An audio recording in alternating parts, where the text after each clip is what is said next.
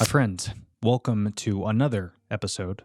Today's a fun one. I chat with Justin Perry, who's a partner at Pangolin Laser Systems, which, if you don't know them, they're the leader in laser light shows around the globe. Their lasers, I'm sure you've seen, they're used by music festivals, your favorite artists, Justin Timberlake to Martin Garrix, even Mr. Beast, and a ton more. Not to mention, as a little cherry on top of this episode, this guy is one of my oldest friends. Dating back to freshman year of high school, we've known each other forever.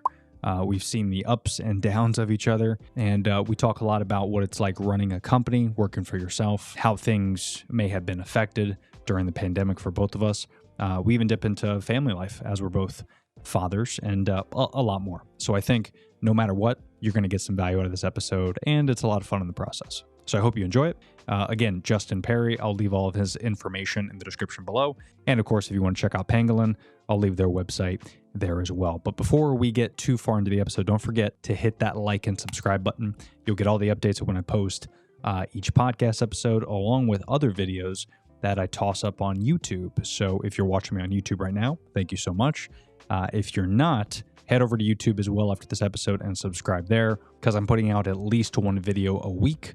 So you'll see some good stuff on there. Speaking of seeing things, if you like any of this setup, even though this is a kind of minimal setup today, but if you like anything you're seeing from my mics to the lights, it's all available on my Amazon storefront. And if you don't shop at Amazon, you should, but I think everyone goes on Amazon. So I decided to create a idea list, which you'll find everything from my home essentials that I use to my podcast gear, even baby supplies that I picked up being a new father. So again, I'll leave that in the description below so you can check that out on your free time. But enough with all that. Here's today's chat with Justin Perry. You're just funny. It's funny, you know, the way you tell the story and everything. Funny how? Come here though. Yeah, he's crazy, see? Who are you? We interrupt this program to bring you a special report. Are you ready? Yeah. So this is why, so this is the reason we're doing this. Okay. Obviously, I haven't seen you in forever, Yep. but a lot's changed. A lot has changed. Definitely. Just a little bit. Yeah. Yeah, a little bit. Quite a bit. So we're both fathers. Both fathers, yeah. You got more of these things than I do, though. I've got more of these things, yes. There's quite a few things. Are we podcasting now? Yeah, we're recording. Okay. But I can cut, whatever. We're in the middle of the podcast. We're in the middle. Yeah. A lot has changed. Yeah. The dynamic, having kids, as a father trying to balance work and life, it's a lot. It's fun, but it's a lot. Yeah. Well, what I've noticed being a business owner versus like working for corporate is there's a lot of good because you can make your own schedule, but there's an added pressure Yeah. that you don't get with corporate America. But it's also weird to me because going through the whole process of like being in a corporate job, thinking I had stability, and then getting laid off at my last job.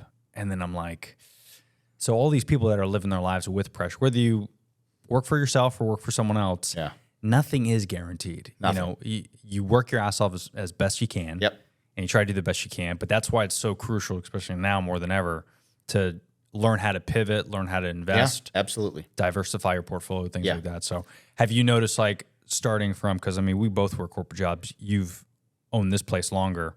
But have you noticed your mindset changing as you've become more and more experienced from an entrepreneur standpoint? Yeah, you definitely learn a lot. I think the number one skill set you'll learn when you kind of go into business for yourself and you start to employ people is leadership and learning to delegate and learning how to communicate a vision to people, explain what the end goal is, and then give them the resources and the tools to accomplish that. Right.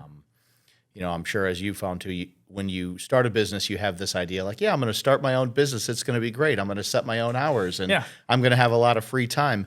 And the reality, at least at the beginning, is quite different. And I think Dana White recently, he had a good reel on Instagram where he was kind of alluding to this. There is, at the beginning at least, there is no downtime. I mean, you're constantly hitting the pavement to build up your infrastructure, and then over time you'll bring in employees and stuff like that, and leadership, and setting a vision, setting an objective, setting goals, documenting processes. That stuff starts to unfold, which will ultimately free up your time. But it's a long path to get there. Yeah, and also too, I think the perception of like how long that path is going to be. Yeah. because people think, oh, well, if I want to start a UFC MMA company, he probably thought to himself, I could do this in 10 years and be fine. Yeah. You know, his vision was like, I'm just going to, it's the grind every day, and wherever it takes me is where it takes me. It's a good mindset too. And, you know, it can be a bit overwhelming at times, but just coming to the realization that there really is no finish line. Right. There is no finish line.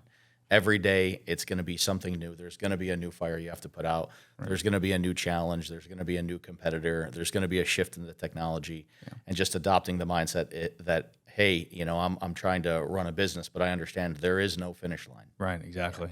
And I mean, worse than that, that's like if things go right. Yeah.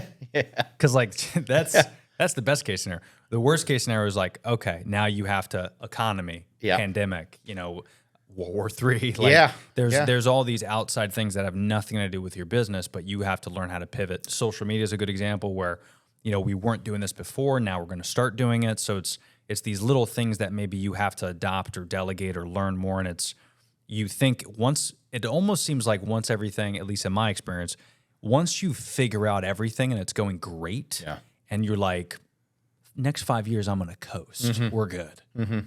Somehow life knows, like, that's the moment. This motherfucker's getting cocky. Yeah. Hold on. That's the moment that the universe jumps in and corrects that way of thinking very quickly. It's so crazy. And I mean, you know, COVID definitely, you know, who would have thought that a virus or a flu, whatever we want to call this thing, would come in and disrupt the world as a whole. And, you know, obviously we're in laser light shows, we're in entertainment, and it took a huge toll on us. I mean, events were closed. What are you going to do? You know, how do you run an organization that sells lasers when there are no festivals, there are no events going down, the local clubs are closed, the touring market shut down? You know, it was a huge lesson in learning to pivot and learning to reallocate resources, and likewise keep a team motivated. I mean, they know, your team knows what's going on. They know that it's a tumultuous time. So keeping them rallied and motivated too. You know, these are the challenges that come with running a business that I think a lot of people, at least at the onset, they may overlook. You know. Now, how did you guys pivot during it? Because I remember I was with, you know, Monster at that time. One of the largest beverages in the world, but in terms of events, that was, from a marketing side, that was 40% of our overall nut. So like to not have those events and sponsorships, and you know, we pull, unfortunately, Monster's a big company where it's like, it's more the sponsorship side. So they're spending the money to be at the event, but usually those events, you're able to leverage those into those stores like 7-Eleven and Publix. So you're able to leverage those events to ultimately gain more displays and what they call, you know, incremental sales on those displays that aren't typically there. So like a Tortuga Festival, which is down in Fort Lauderdale, that was our event we sponsored. They spent, you know, $10,000 to $20,000 on that, but they were able to get, you know, 100 displays out that they wouldn't normally get leveraging that event. So for them, you're talking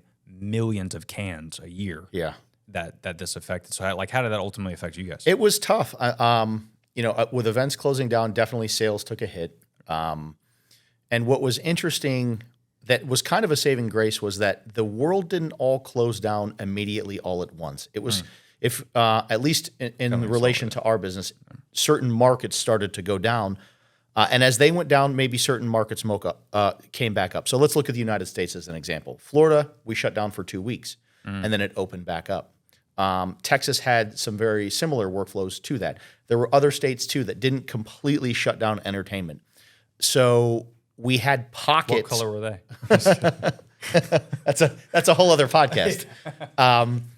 You know, so the event, we had pockets of business that kind of kept things afloat, and globally this was also true as well. Yeah, there were pockets of events that were continuing to go on, and that kind of kept the company afloat. And just to keep the team busy, we retooled and rethought. Okay, we've got some downtime finally. Like we're not, you know, sales aren't coming through every day at a rapid pace. What are we going to do with this downtime? So we really invested a lot into education, training, building out the studio that you saw here.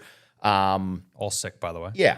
Devising some workflows to put out more educational content. And then we looked at other operational processes. Okay, accounting, fulfillment. We've got this downtime. What were the things we always wanted to fix in these different departments or in different processes that now we have the time to do? So, I always like to try to find like a silver lining in a bad situation. So the silver lining with COVID for us at least was it gave us some breathing room to retool, rethink, restructure, and make internal processes a bit better during what was relatively a slow period of time. Yeah. And then on the flip side, if we go into last year, 2022, it was the best year ever in company history because there was so much pent up demand coming out of COVID. So again, a little bit of a silver lining at the end of a bad situation. The event and production industry has soared coming out of COVID, and it's on a pretty good trajectory right now. I think inflation being the biggest threat that we have. Yeah. And maybe World War III. Yeah. But other than that, things are great. Yeah. Other than that, things are great. Yeah. But yeah, that is interesting because I've noticed that in my own personal life to where you, especially during the pandemic, you spend 2 years of it's supply and demand, but you spend all that time not doing that thing. Yeah. And then eventually it's like, oh, now that I can do that thing, I almost forget all inhibitions. That goes out the window. It's like, I just want to get involved. Yeah. And that happened with movie theaters too. That was a big thing where, I think they had like a record amount of number of people after the pandemic once theaters were open. Now it's kind of starting to dip because once people get a taste for the movie theater, then they're like, oh, wait, I forgot we could stream shit now. Yeah. So they're kind of pulling back. But I could see from an event standpoint, at least for me, there's just so much, there's just a wide variety of shit to do. I mean, not just music concerts, but, now you have like conferencing events, expos, like all that type of stuff there's so much incrementality in when it comes to that business. It's pretty cool to see. The one thing that was great to see post COVID was that people craved human interaction again. And so oftentimes in our business we're thinking, well, when is that time going to come where people stop going to events or tours or to festivals? Right. Especially right now with ticket prices, they're getting pretty expensive. Yeah. Especially if you're a Swiftie. The fundamental desire for human beings to connect with other people at a live event, right. I don't think that's going anywhere. And seeing just how much people were craving that coming out of COVID, it was kind of a fulfilling thing to see because it was like, yes, people actually do want to be together. They do want to go listen to music together at a public space, whether it's a festival, whether it's going to the local bar and you have a local band playing. Right. That dynamic is still there, and people still inherently crave that. Yeah. Which at the end of the day, that's what it's all about in the entertainment business, right? You're bringing people together. You got some good music playing, whatever your genre may be. Yeah. And have a good time with your friends around it. So I think that's here to stay. Yeah, I don't think that's going to go anywhere. I mean, even Zuckerberg launched those new Ray-Ban glasses that are AR technology where you can actually physically, the goal is you could do something along the lines of like going to an NBA game and sitting front row technically, but really you're in your living room. Yeah. And it's actually playing not a fake augmented reality, it's the actual game. Yeah. But they tailor it for the sunglasses. Yeah. So you're sitting and you're watching it, but it's fitted glasses. It sounds like the Matrix. It does sound like the Matrix. Yeah, eventually it's just going to, and it's going to go in our back of our head. But that, I just don't see it being, it'll be cool. Yeah. So like if I'm the type of person that does 10 events a year, I might do one of that. Yeah. If it's, substantially cheaper, if it's 80% cheaper than spending $3,000 on a ticket, yeah, I might do that. Yeah. But I don't know if we'll ever get to the point until aliens visit us and take us away. I don't think physically that we're here, we'll ever get to the point where we're not going to want to do these one-on-one interactions. Again, I think too, COVID proved that people were craving human interaction. Yeah, even just going to a restaurant. Yeah. I mean, there was so much pent-up demand for that coming out of COVID. So, yeah, I think the human element's going to be there for the foreseeable future, and I hope it remains permanently. I hope we all don't sit in our living rooms and virtually attend an event together, and the human dynamic goes away. I hope that doesn't happen. Yeah. And so far, it looks like human interaction is here to stay. Yeah. And if they do that, they can actually just go to Unity Lasers and they could they can throw a laser light show in their living room, and they could be the coolest guy in the virtual set that they're attending with their friends at an affordable price. At an affordable price. Right. It's impactful and affordable. And where can they get those? At www.unitylasers.com. Nice, beautiful. Yeah. So in terms of like the business, so this is fascinating to me because since you have 2 daughters, and you've been married for 12 years. 12 years. So how long has Pangolin been going that you've been running? The company, so Pangolin is started as a control company, and they've been in business since 1986. I started with them in 2008, just doing a lot of the accounting, finance, and some marketing related stuff. And then was traveling a lot, going to trade shows around the world, and realized everybody was using the software and asking us for input on, hey, what do you recommend for a laser projector, or which lasers are good quality ones? And thanks to the travel, I've truly had the opportunity to go and see all of the laser factories in China, all of the ones in Europe. Oh, wow. Even go to some home hobbyist and DIY guys shops and see, people at home building lasers. So I really, for about the span of a decade, had just a great opportunity to see behind the scenes of the laser light show industries, who's building what, how they're building stuff, who's building things to a high quality standard, and who's frankly not. Really got to pull the curtain away and see what was going on behind the scenes. And so at the tail end of 2013, kind of going into 2014, I had a great relationship with a guy named Dushan over at Cavant. And we just kind of came up with an idea, like, what if we kind of married the companies together a little bit? We make the control, you're buying the control from us. But what if we united the brands together? And that's kind of where the brand name Unity eventually came from, which is co-owned between us and Cavant. But we were like, what if we unified this stuff up together with the end goal of actually being, how do we make a better laser projector, right? How do we make a better system, a higher quality system that's going to allow lighting professionals and lighting designers to do what they actually wanted to do? And so we took a long shot, right? We were like, well, let's give it a try. And then there was a company called Pyrotechnico in 2014 that got the Justin Timberlake tour.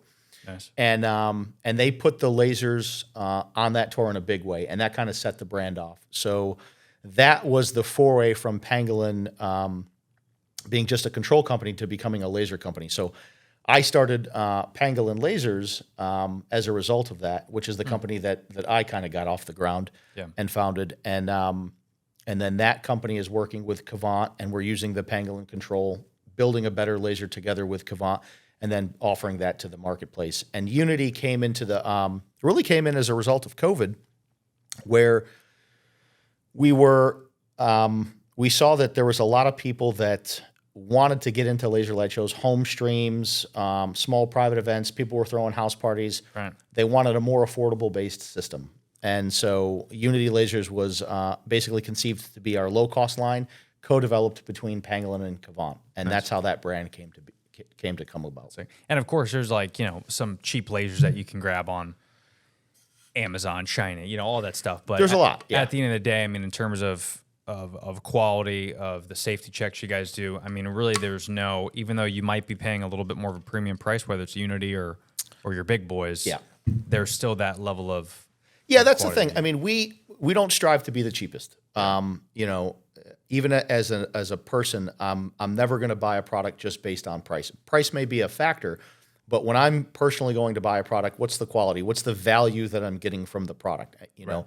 And from a value standpoint, I think we've hit the nail on the head, finding a good balance between price, performance, and quality. Setting that aside, in the United States, lasers are regulated by the FDA. So we go through a ton of regulatory procedures and processes to get these lasers officially certified with the FDA.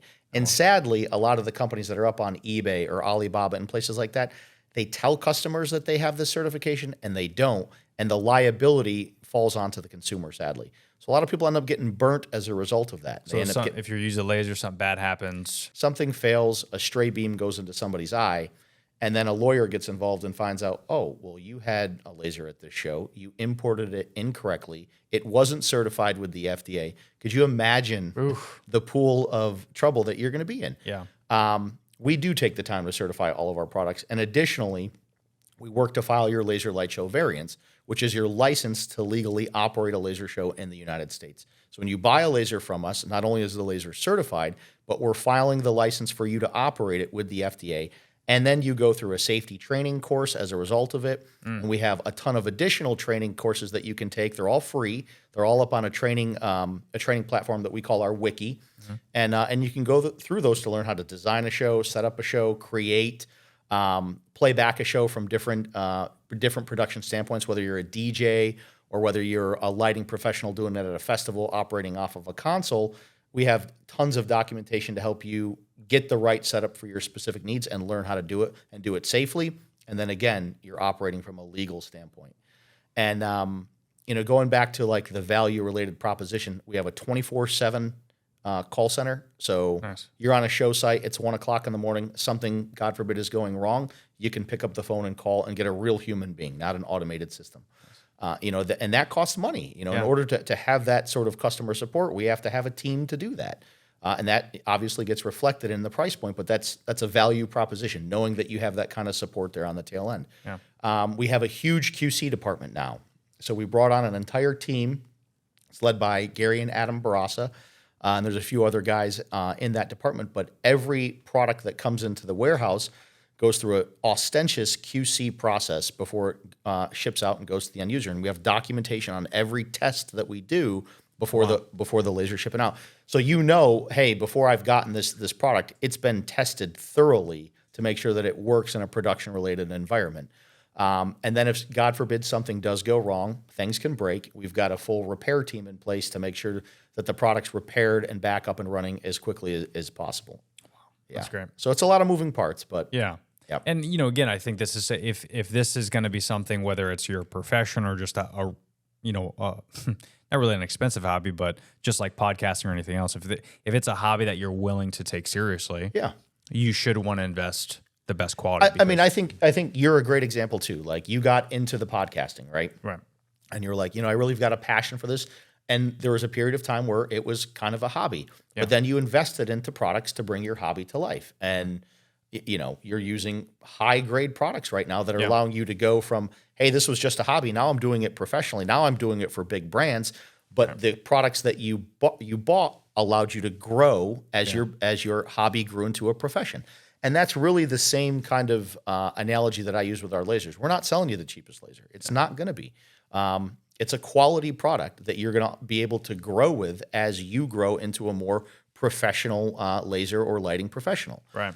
So it's we're not desiring to be the cheapest, but we do desire to put out the highest value proposition from a product possible, and we're going to be there behind the scenes to make sure you're supported. If something goes wrong, we're going to have your back. That's awesome. Yeah. Yeah, that's great.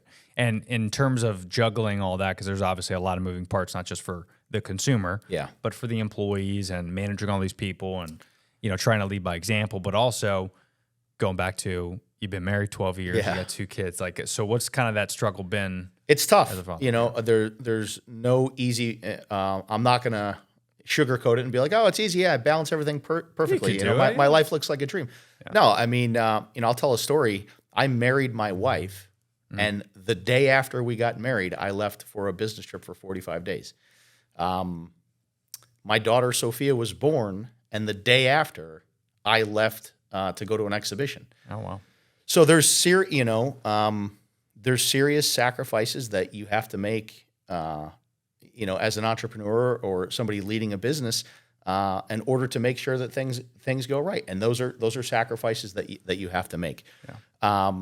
On the same token, as a father who's running a business, I'm trying to get the girls to see, hey, running a business is it's hard work, but it's also a path to control your future. To at least have a degree of or have a path to control your own success. Right. And so I really do try to bring, now that the girls are getting a bit older, I'll try to bring them to some industry events or bring them to team events. I'll bring them to the office from time to time and just try to teach them some of those the basic principles of being an entrepreneur. I have an idea. I'm going to work hard to make my idea a reality. My idea is providing value to other human beings, right? A business at the end of the day is all about providing value to somebody else. That's right.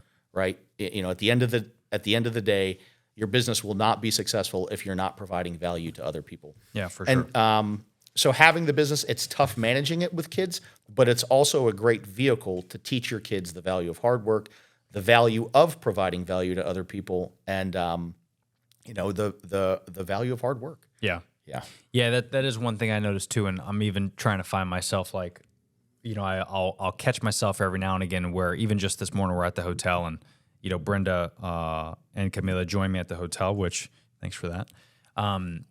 And I was doing emails like at 7 a.m. She woke up and I haven't changed her diaper because I just got in yesterday.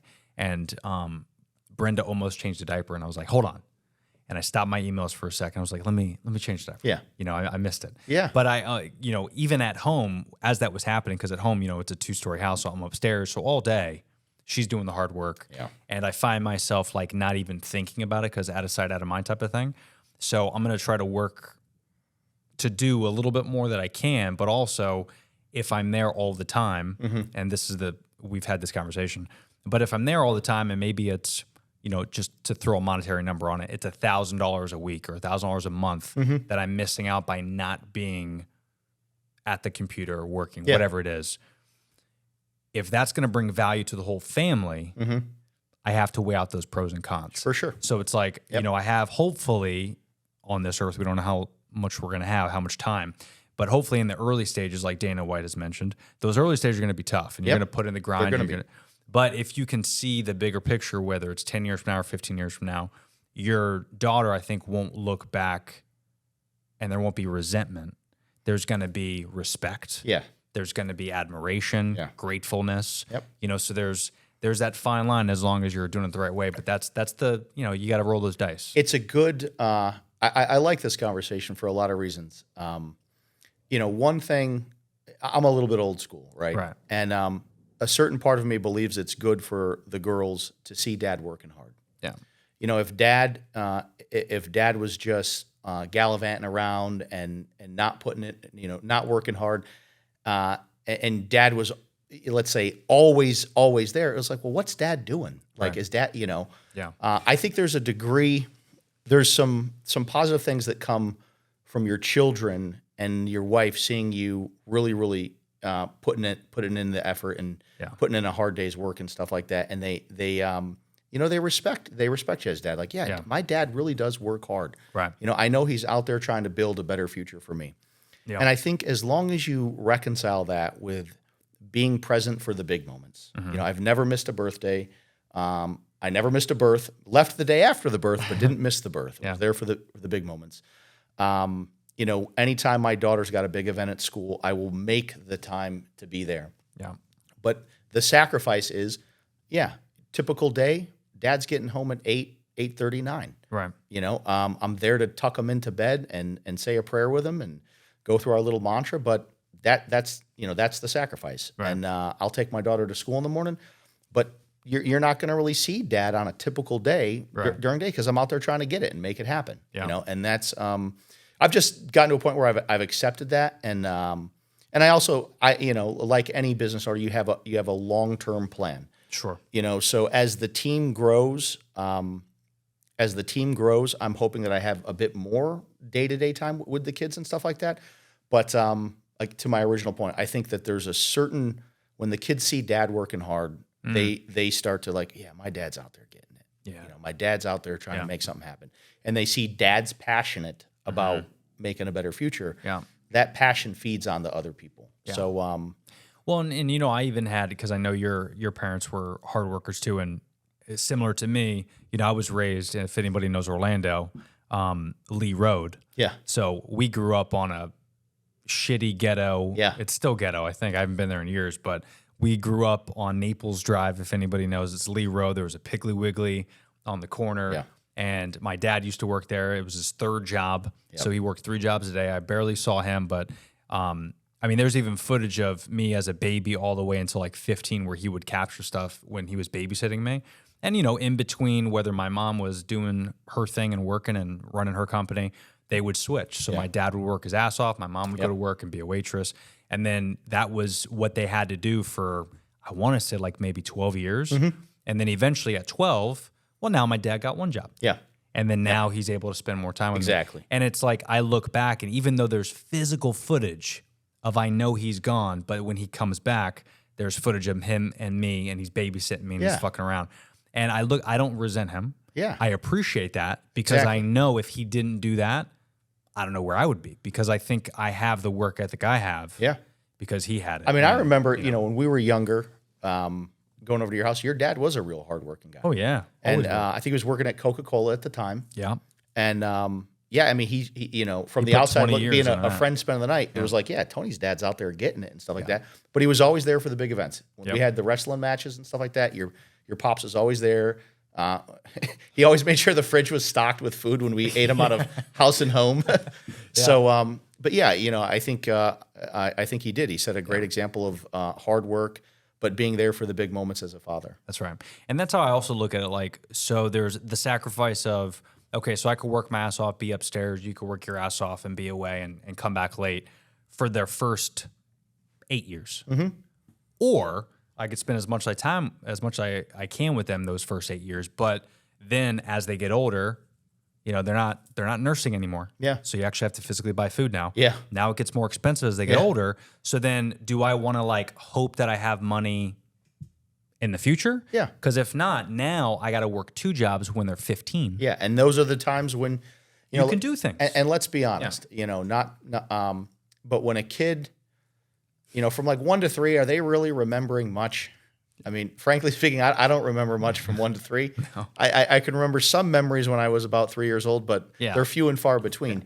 Yeah. And to the point about the age split, that's kind of what I'm banking on, is that I'm putting in a lot of the hours now, so that when they get to, Sophia's 5 now and Julia's 2, but when Sophia gets to 8, 9, and she's active in sports and she's traveling with sports, I'm going to have some time to actually go and be there.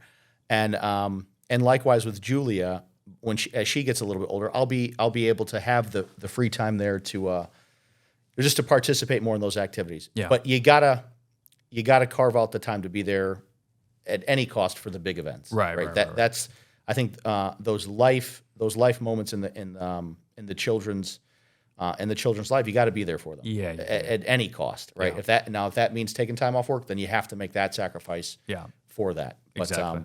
And I do hope that when they get a bit older, that they will appreciate the entrepreneurial mindset. Right.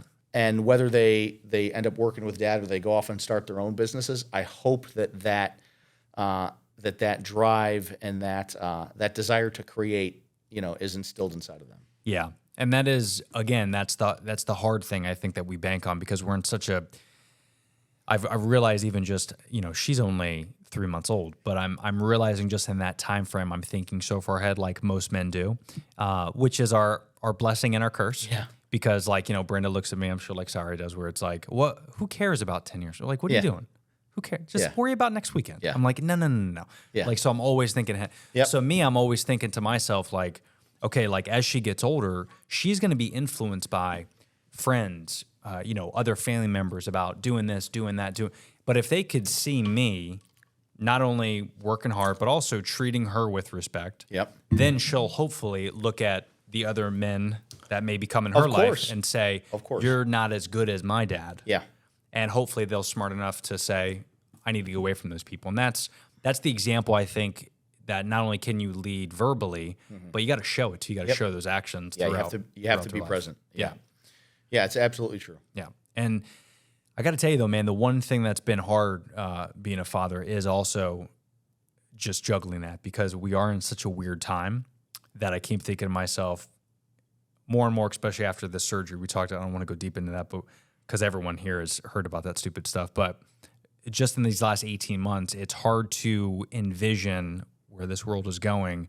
And it's like everything that I put in the blood, sweat, and the tears, like, for instance, if we get a cyber hack and we go into World War III, isn't anybody be listening to podcasts? Probably not. Like, that's not, it might not be on their mind. But I think, to your credit, Tony, you figured out a formula. Like, whether it was podcasting, whether it's digital content creation, whether it's being an influencer, it really doesn't matter. Yeah. You figured out a formula. Like, I'm passionate about something and I can turn a passion into a business. Yeah. So I think regardless of what may happen on a macroeconomic scale with the world and things going to hell, you'll find a way to be successful because you've got that inside of you. If you're passionate about something, you've found a way to turn passion into productivity and turn productivity into a business that's providing value for people. Yeah. And you could do that with anything. Yeah, well, I appreciate that. And worst comes to worst, you got the pizza stove. I got the pizza oven. You know, I mean, I can make. Everybody's got to eat. Yeah, everybody's got to eat. Who doesn't eat pizza? And you're Italian. I mean, I could just make pasta and just sell that. Yeah. Yeah. No, for sure. I appreciate that. Yeah, that is one thing that is exciting. And I think that goes with anything. We've talked about this before, your passion for lasers. Yeah. And you have other passions as well. But sometimes you need to bite the bullet, find a passion in what you're doing currently, but also still have those things that fuel you. Yeah. You know, like if you love to draw and you want to be an artist, you might have to work at Mickey D's for a couple of years. Yep. You know, whatever that tool is that's going to get you there, as long as you have a plan and you can figure out what your passion is and you can go all in on that passion. Because it took me so long to figure out what I wanted to do. And even still, there's other things I want to do that doesn't even involve this stuff. Yep. But I know that this, for now, is going to be my vehicle to get there. And then I have to pivot when it gets to that point. Yeah, it's. I mean, in the laser realm too, it's what I was really passionate about when we got into the physical laser projector aspect of things was. Sadly, in our industry, there's a lot of fabrication of specifications and stuff like that, and it's confusing stuff, right? It's It's not regulated heavily. Well, no, it is regulated, but the specifications, like how bright the laser is going to be, or what's the resolution of the laser? We call it kpps, but let's call it resolution. There's a lot of misinformation out there, and sadly, prior to selling lasers, we would get a lot of support requests from people like. Yeah, these people told me it was a high resolution laser. It was going to have crisp graphics, that the beams were going to be really, really bright in this application, and it wasn't. What do I do? So that was kind of like the inspiration for me, not to find the cheapest partners and provide the cheapest products, but really find the ones that are the best quality at the best value and the best price. And I think we've really done a great job of that with our product line, just making sure that it's the best balance between price, performance, and customer support to back that product up. We really put. I'm very proud of what we've accomplished there because I think we've partnered with the best OEM manufacturers. We have the best production team possible. We're not the cheapest. We're not the most expensive either. Right. But from a value proposition standpoint and a quality standpoint, it's tough to beat. Yeah. You're gonna be hard pressed to find somebody that's putting out a better product at a better price with that degree of service and support behind it. And I mean, I saw the studio space. I saw that. I mean, you do everything here, which is not everything, of course. Yeah, but it's kind of broken up. So I mean, just to touch on a little bit, we do some manufacturing here. We're building, let's call it the guts of the laser. Right. So the optical scanning systems. The software is coded here, and we're doing some of the layout and board design for the PCB hardware. The physical PCBs themselves are manufactured in Slovenia. We have a production facility over there. And then in the realm of the higher-end professional lasers, those are manufactured in Slovakia by ECAMM. Right. So we're shipping the optical scanning systems and the control hardware over there, and then they're doing the final assembly and adding the modules and doing QC and testing over there. And then those ones will drop ship over to customers depending on where the show is taking place. That's cool. Yeah. So it really is, I mean, a combo effort of it is. Yeah, there's a lot of people, and by no means, it's a team effort. The team in Slovakia at ECAMM, they do an exceptional job. They're super passionate people. The quality, their attention to detail and the quality that they put into the products that they design, that's really what made the cooperation work. It's a lot of people don't know this about Slovakia, but a lot of like German, BMW, Audi, Mercedes, where are their plants? They're in Slovakia. It's an exceptional country with really, really, really creative, passionate artisans is what I would call them, that they just put out, whether it's lasers or other types of products. If you were to ever go to Slovakia and just see the quality of craftsmanship across any product, it's exceptional. So, really awesome people over there. Yeah, I could imagine like a place like that. Unlike, I feel like here in America, we're really kind of losing sight of some things. And I know a lot of it is because of cost, but it seems like in other countries like Slovakia, it's more of the craftsmanship where you're gonna find the guy that's in the cabin that like loves building his own benches. Yeah. The Ron Swansons of the world. Yeah. Like you don't see a lot of that with anything here as much as I think we did 100 years ago. Yeah, I think it's coming back to America though. I was gonna say I think the good like guys like Jocko are doing a great job Yep. of like building those Yep. enterprises. I think that it's can do coming it. back. Yeah, so I could see it, but it's also people got to have the passion for it. So, Yeah. you know, whether it is an artistry of building a vehicle or podcasting or lasers or you know, painting something. Yeah. If you could figure out a way to like master it here, do what you can here, and then hopefully teach and train other people, because I think a lot of times we want shortcuts and things. Yeah. And we don't want to get our hands dirty. Yep. You know, we don't want to change our oil anymore. That's crazy because we want to pay someone to do it. Yeah. And all that's great and it's convenient, but also there's a lot of work ethic that goes into doing your own things. Like I met my buddy the other day, I had him on a podcast, we were shooting the shit, and I was telling him a story, and he was shocked that I knew how to change a tire. I was like, wait, you don't know how to change one? Yeah. First of all, it's like one of the easiest Easiest things. things That to you do. don't really have to know Yeah. what it is. We think it's, but the fact that he didn't know how to do it, I was very Mind-boggling. I was very Yeah. shocked. So it's little things like that where, again, as a father, I look back at, I don't want to teach this girl how to use her phone. So what else am I going to teach her? Well, I got to teach her changing a light bulb, doing the tire, Yeah. good work ethic, Yep. table manners, mantras, Yep. prayers, How to cook. how to cook. Yeah. Like these little things, they're very important. Not only are they life lessons, but Yes. when shit goes south, if it ever does, these are the basics that you need to know when there's not a Jiffy Lube up the corner. Yeah. When AAA doesn't answer your phone call. Like, Correct. you need to know how to do these things. Yeah, absolutely. Yeah, I couldn't agree more with that. And being an entrepreneur, I know that's a big staple of No, yours. we do. I mean, I make my daughter pay rent, so she's definitely learning life lessons. Good. Out of the womb. I told the nurse, give her the bill. Okay. Yeah. I love that. That's awesome. Well, real quick, we're already almost at an hour. See how this flies by? Almost an hour. Yeah. 45 minutes. That's crazy. Isn't that something? Even though we could talk for 10 hours, we won't. Don't have enough memory, and no one wants to hear that. But where can people find you, Pangolin, your socials? Give them some shout outs, your services, all that jazz. Yeah, so our control products are at Pangolin Systems. For professional lasers, at Cavant Lasers. And for our entry-level systems, it's at Unity Lasers. And then you can find me on Instagram, Justin Tyler Perry. Okay, awesome. Well, Justin Perry, dude. It's good to see you again, Yeah, Tony. man. Thanks for coming on the show. Thanks for coming out. Yeah, this was fun. It was good. And by the way, your social looks amazing. Who did that? I mean, I don't know. Yeah. It looks great, though. no, huge shout out to this guy because he came in and in 1 week really transformed the social department. And, the feedback from the team on the training that you did, they're motivated, they're passionate, and unlike you can do a lot of trainings with people and it's PowerPoints and stuff like that. You got in there, you got your hands in the dough. Yeah. You actually I actually need that did shit, it. son. No, you did it though, and it was awesome, and we're very appreciative of that too, bro. Thank you, man. No, I'm stoked. You guys got a great team here, and go check these guys out. They're awesome. So, Justin Perry, ladies and gentlemen. Hey. All right, dude.